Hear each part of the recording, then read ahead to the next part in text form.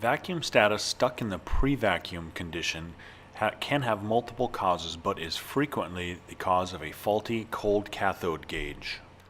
Fortunately, there is a simple workaround if this is the case, but first we must check a few things to make sure that the turbo pump is working correctly.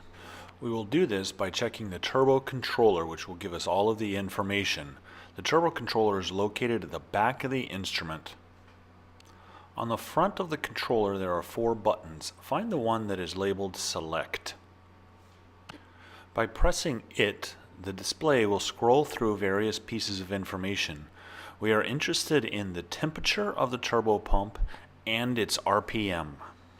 Temperature should be close to 47 degrees. The speed of the turbo pump should be 48,000 RPM. If the turbo pump is in these correct conditions, then it is reliable that the turbo pump is operating correctly and we can move on to checking the CCG. However, if the turbo pump is not in this condition, then it is likely pumping on a leak and there is a different problem. Cold cathode gauge can be checked by disconnecting the cable. It is possible to disconnect the cable from the power supply or from the gauge end. The power supply is likely the easiest to access. Looking at the software where the vacuum status and the vacuum reading is usually displayed, this is where we will look after we disconnect the cable. The power supply is located around the back of the instrument, right underneath the monitor. The power supply is called the LHN/2. It has 1 coax cable connected to it.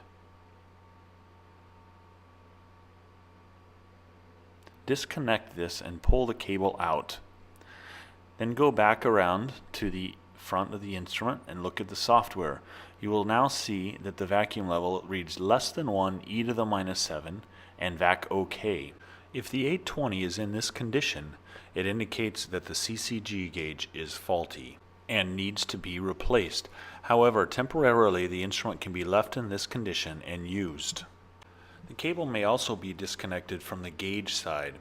The gauge is located on the side of the chamber, right behind the turbo pump, a red and white striped gauge. Disconnect the cable from the top, and then you will see that the software says less than 1 e to the minus 7 and vac OK. It may be easier to access that side of the instrument.